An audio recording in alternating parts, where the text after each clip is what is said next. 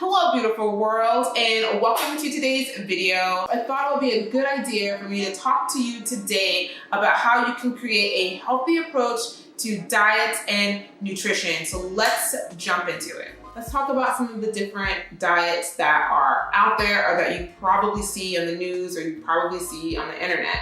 So the first type of diet is going to be a weight loss or a fat loss diet. So with a weight loss or fat loss diet, it is basically when you are focusing on putting yourself in a caloric deficit and you are increasing your exercise and increasing your level of activity with the main goal of losing weight, altering your body composition, and achieving weight loss. So those types of diets can look like anything. It can be any style, any type, whatever the case may be, but making sure when you're on a weight loss or fat loss diet that you are taking your time and you're working your way through it. You're not starting off with super low calories, but you are working your way down and letting it happen at a very natural and healthy and sustainable rate so that you can actually sustain and maintain that weight loss and that you're not doing crash diets, you're not yo-yo dieting and jumping from one thing to the other, and that you're not being overly restrictive. Because when you start to practice and implement those tactics and those habits, that's when it becomes not healthy.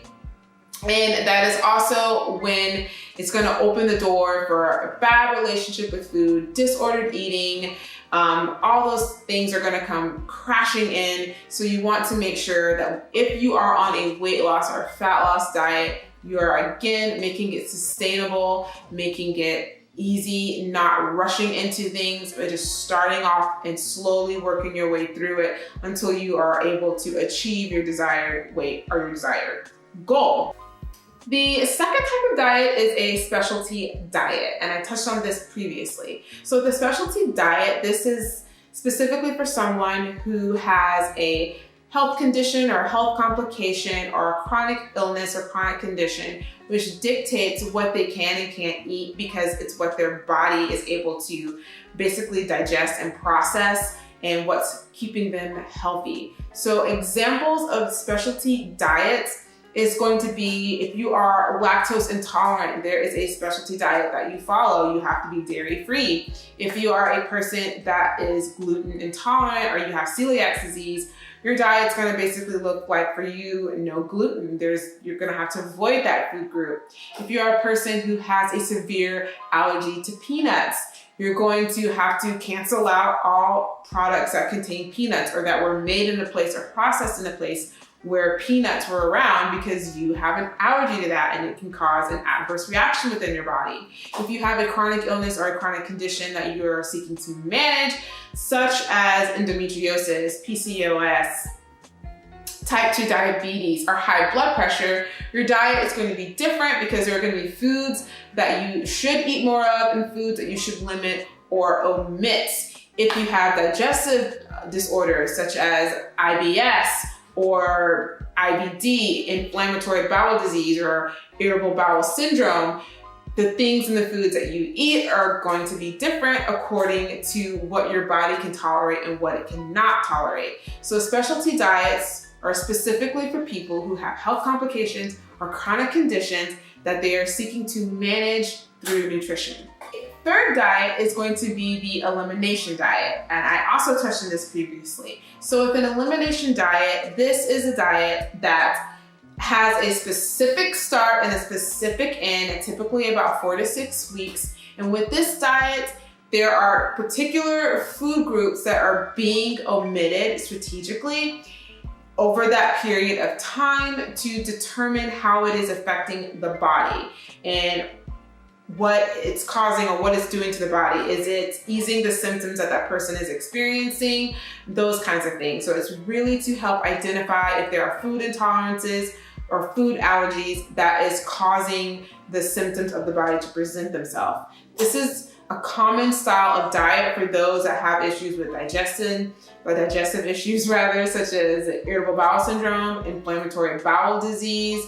Even those that have issues with chronic conditions or chronic illnesses, they may do an elimination diet to see if there's a way that their nutrition can help with managing those symptoms they're experiencing. Another style of diet that is quite popular is the fad diet. So with fad diets, these are a variety of different diets that are repackaged, repurposed, and modernized versions of older approaches to diet and nutrition that may have, again, a more modern or contemporary twist to them that become popular and that a group of people rush to and everyone's doing, and there's this huge market appeal done to that because it's just a popular idea that everyone's jumping on the bandwagon for. So examples of fad diets could be thought of as a paleo diet, keto diet. Another fad diet could be the Mediterranean diet, the South Beach diet. Those types of diets that kind of rise in popularity and that everyone is talking about and that everyone is getting these dramatic results from. These are fad diets. Now, in and of themselves, fad diets are not bad. There are actually cool ways of introducing people to maybe other ideas or other concepts and other eating styles that they may not have normally been attracted to or known about. And it can help them to find a way or a style of eating that fits their lifestyle, serves their needs, and serves their purposes. But fad diets can also take a left turn when people that are again having issues with disordered eating, yo-yo dieting, and just have a negative relationship with food are using these diets to manage their weight and to not be fat, and that have this negative connotation to dieting in and of itself, are using these diets and abusing these diets and overly restricting themselves and going through that unhealthy yo-yo dieting cycle. That's when fad diets can become an issue.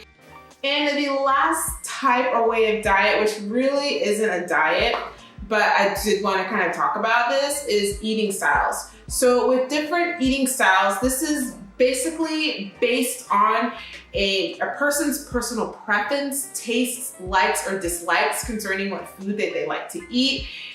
Eating styles can also be decided upon because of ethical or conscious or moral reasons. It can also be tied to your faith and personal beliefs. Those are some of the things that precipitate a person following a specific eating style. So different eating styles or different types of eating styles are pescatarian, vegan, of course, a person who is fasting for faith-related purposes. So that's not to be confused with intermittent fasting. That's something completely different. Another eating style could be a person that is following an intuitive or mindful or conscious approach to eating. All of these are different styles and ways of eating that a person decides upon due to their food preferences, tastes, likes, and dislikes, or their ethics, morals, beliefs, or faith. Okay, so with all of these different diets, with all of these different thoughts, ideas, concepts that surround nutrition and dieting and eating and what you should eat, what you shouldn't eat, what do you choose? Where do you go from here? And so that's where it gets to be individualized. First things first, I always encourage people to just stick to the basics of health and nutrition. So if you find health, nutrition, and all that overwhelming, just stick to the basics, making sure that you're getting the appropriate amount of fruits and vegetables, that you're getting enough servings of grains, or that you're getting enough protein, you're getting enough healthy fats. If anything, just stick to the food pyramid and just let that be your guide if you find all of this other extracurricular information overwhelming. That is a good place to start, get comfortable at, and then you can build onto that when you are ready. But other important factors that's going to contribute to what diet you're going to focus on, or what nutrition or how nutrition is going to look like for you, is going to be your current state of health and well-being. So if you have a chronic condition that you're managing, your diet is going to change, because there are probably going to be some dietary restrictions that you're going to have to adhere to and follow and respect in order to basically manage your overall health and well-being. If you don't have any health considerations, then you can literally just, again, stick to the basics, or you can choose or try a different diet, see how it works for you, see how it feels, and see if that's something that you want to follow and stick with. And lastly, and most importantly, your preferences play a huge factor in what diet and what your nutrition is going to look like. So the foods that you like, the tastes and textures that you like, the styles of food that you like, your lifestyle, how you like to eat, how often you like to eat, how many meals you like to eat, all of those different things is going to play a huge factor in you deciding what diet, what nutrition approach you are going to take. So I hope that you found this video informative. I hope that you learned a little something about diets and about nutrition.